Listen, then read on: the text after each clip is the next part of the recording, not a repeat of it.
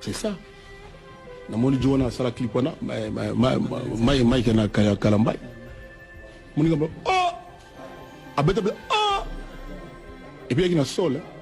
Mais on est mal à l'aise dans Makamwana, mais ce sont les gens chrétiens et basalaka tout net biso. Nous surtout ndé mon abiso. Balingi basi bamelaka masanga comment? Bamelaka masanga baso scroquer pe batou, nous tellement mabé, tout le monde le sait. Nous tellement mabé. Manque dignité. Ou bien on est tout déglingué quoi. Babala balati. Ni bala ba deuxième bureau, babala pela ba chéri la banzela. So il passe on a comme si on mabé. Franchement. OK, on continue avec Koffi Olomide, on continue de parler. Pour musique la biso lelo ba benga zo musique té. Ba ko benga musique satanique. On comprend, c'est-à-dire musique au taboulo ya tika libiso, o wendo tika, o madia tika. Luambo, Longomba, tout Zaïna, Bino, beaucoup de musique satanique. Bozo le bangote, mais tant que vous tirez la musique soi-disant religieuse. La profane. N'engagez vous tirez et ça, le quoi bozo diaboliser, biso. Bozo ça, moussa na biso. Bah chanteur nous surtout au monde à Gawana, tout ça là. Tous ça, bah chrétiens qui chantent. Nous comprenons c'est-à-dire tout ça, nous avons comme on a Antoine Christophe, Nakula, Saint Augustin de Lemba, l'église, c'est-à-dire la communion. Mais, tout le monde a béni, il y a une concurrence contre Bisso, il y a un rayon, il y a un thème, il y a un thème, Nzambe. Or, Bisso, tout ça, Nzambe, il y a un vipo chanteur, auteur, un créateur, il faut aborder le sujet, Victor Hugo, Monterland, Lamartine, Sela Nzambe. Basela pemu pepe, basela ibali, basela bandeke, basela bambisi. Bango ba kokakande ko sala nzembo lemso ya mwasi na ita botele bana. Ba se réfugiés que soit des chanteurs, c'est du mensonge. Jamais ba luka bango na Bercy. Jamais alors. Jamais mon ta Bercy au benga yaga, jamais. Bazo forcer ba ko sa batu ko envoûter batu, mboka na tout comme un problème. Ba ko za batu le temps de 7h à ton outil. Qu'est-ce que Koffi Olomide a avec le pasteur?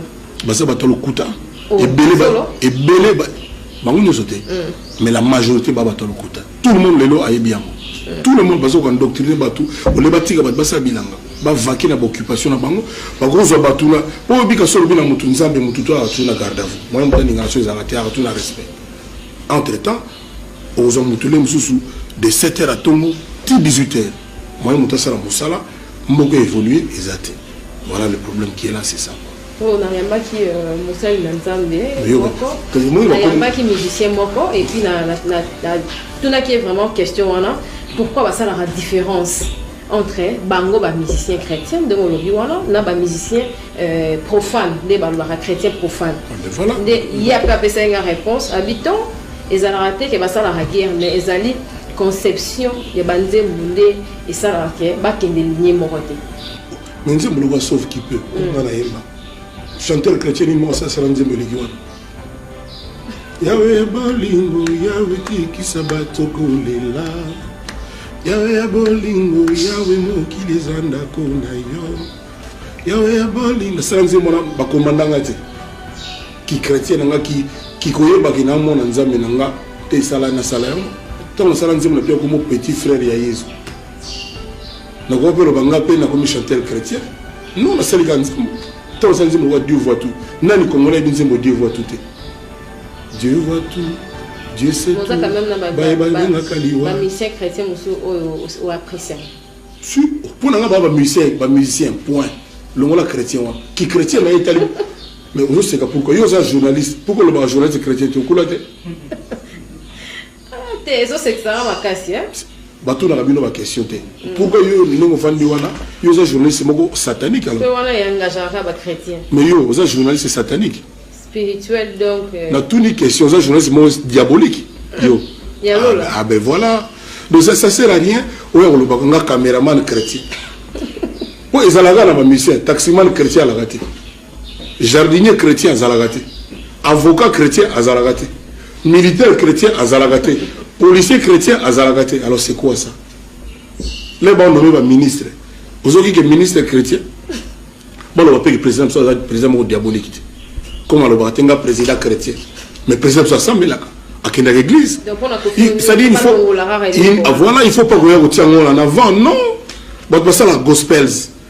Ba chanteur il y a gospels par contre. Bah ça aux États-Unis, bah na Côte d'Ivoire partout, mais bah tout à tout mal à l'aise na qui chrétien. Non non ça chrétien. Na tout nos questions président wazo Kambambo kana biso. C'est pas un chrétien à Koulate à kina église te. Ba honorable Mugalo pasteur Mugalo et bi Mugalo non. Azana o ga tambola kanga na zali conseiller du président chrétien. C'est du n'importe quoi. Franchement, moi, il y en a marre, quoi. Il y en a marre. D'abord, nous sommes un pays laïque. Vous comprenez? Donc, c'est-à-dire, bomba makamno tient on a pas chose à chrétiens, bouddhistes qui manguistes. Au côté de la tête, il y a un avocat qui manguiste. Moi, mais c'est ça comprendre. Au côté de la tête, on a médecin protestant.